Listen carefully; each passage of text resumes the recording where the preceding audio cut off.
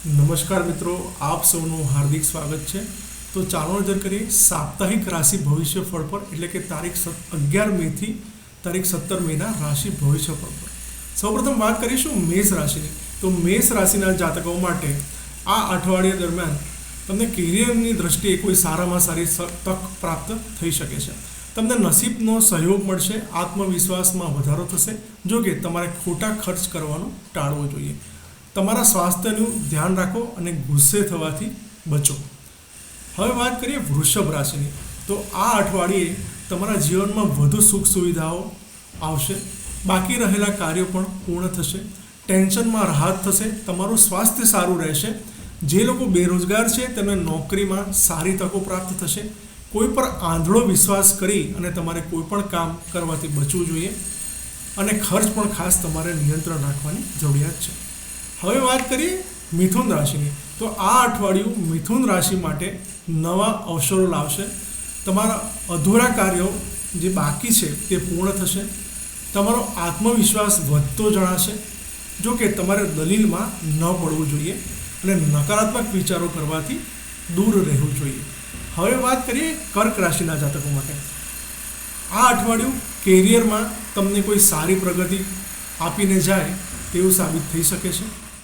બિઝનેસમાં તમારે ઉધાર લેવાનું ખાસ ટાળવું જોઈએ। વિદ્યાર્થીઓ તેમના અભ્યાસ પર વધુ ધ્યાન કેન્દ્રિત કરે તે જરૂરી છે। આળસમાં કોઈપણ કાર્યને ટાળવાથી તમારે બચવું જોઈએ। નકારાત્મક વિચારોને હાવી ના થવા દો, તે તમારા માટે ઉત્તમ રહેશે। હવે વાત કરીએ સિંહ રાશિ માટે। આ અઠવાડિયે તમને કેરિયરમાં કોઈ નવી તક પ્રાપ્ત થાય તેવી શક્યતાઓ ગ્રહોને જોતા જણાઈ રહી છે। નાણાકીય સ્થિતિ અનુકૂળ રહેશે। જે લોકો બિઝનેસ કરે છે તેમને નફો મેળવવા માટે મહેનત થોડી વધારવી પડશે। આ અઠવાડિયે તમારા ખર્ચાઓ પર નિયંત્રણ રાખવું ખૂબ જ જરૂરી છે। બજેટ બહાર ખર્ચ કરવાથી તમારે ખાસ બચવું જોઈએ। કન્યા રાશિની વાત કરીએ તો કન્યા રાશિના જાતકોને જે ચિંતાઓ છેલ્લા થોડાક સમયથી થઈ રહી હતી તેની અંદર થોડું રાહત જણાશે। પૈસા કમાવા તમારે પ્રયત્નોને વધુ તીવ્ર બનાવવા પડશે। બિઝનેસમાં ધીરજથી નિર્ણય લેવાનો સમય છે। વધુ પડતા ઉત્સાહમાં આવીને કોઈ પણ કાર્ય કરવાથી તમારે બચવું જોઈએ। આ ધીરજ રાખવાનો સમય છે અને નકારાત્મક વિચારોથી ખાસ તમારે દૂર રહેવું જોઈએ। હવે વાત કરીએ તુલા રાશિ માટે। તો તુલા રાશિના જાતકોને આ અઠવાડિયા દિવસ દરમિયાન તમને જીવનમાં આરામ અને સુવિધાઓ વધુ મળતી હોય તેવું અનુભવાશે। તમને તમારી મહેનતનું ફળ મળતું હોય તેવું પણ લાગશે। તમારું સ્વાસ્થ્ય સારું રહેશે। તમારી કારકિર્દી માટે સમય અનુકૂળ છે। તમારે ખાવામાં બેદરકારી રાખવાથી બચવું જોઈએ। બજેટ બહારનો ખર્ચ કરવાથી પણ તમારે ખાસ તકેદારી રાખવી જોઈએ। હવે વાત કરીએ વૃશ્ચિક રાશિની। તો આ અઠવાડિયે તમને પ્રગતિની નવી તકો પ્રાપ્ત થશે। તમારી ચિંતાઓ દૂર થશે। બાકી રહેલા કાર્યો પણ પૂર્ણ થતાં જણાશે। બિઝનેસમાં વિચારપૂર્વક તમારે નિર્ણય લેવો જોઈએ। ઉતાવળ કરવાનું ખાસ તમારે ટાળવું જોઈએ। પોઝિટિવ અને નેગેટિવ સાઈડને સમજીને તમે નિર્ણય લેશો તો ફાયદામાં રહેશો।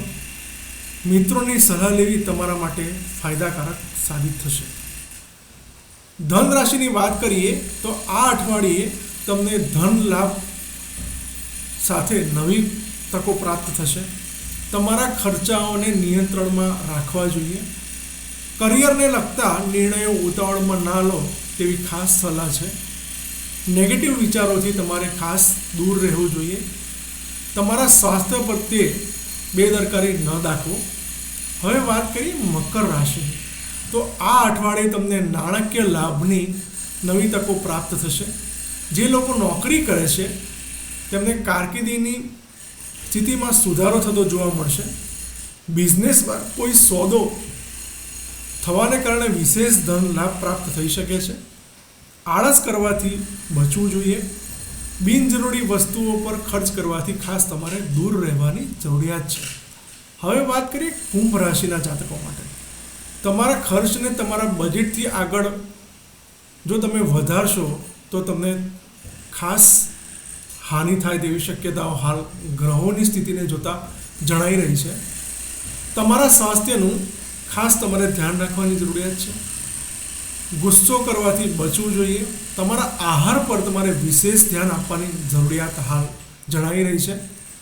તમારા સ્વાસ્થ્યને નુકસાન પહોંચાડે તેવો ખોરાક ખાવાથી તમારે ખાસ બચવું જોઈએ. હવે વાત કરીએ મીન રાશિની. તો મીન રાશિના જાતકોએ ખાસ આ અઠવાડિયા દરમિયાન તમારે નકારાત્મક વિચારો કરવાથી દૂર રહેવાની જરૂરિયાત છે. છેતરપિંડીથી ખાસ બચવું જોઈએ. કોઈની પણ વાતોમાં તમારે આવવું ના જોઈએ. નાણાકીય હિસાબ પાક્કો તમારે રાખવાની જરૂરિયાત છે. સ્પર્ધાત્મક પરીક્ષા જો તમે આપતા હશો તો તેની અંદર ચોક્કસ તમને સફળતા પ્રાપ્ત થશે. ઓમ નમઃ શિવાય.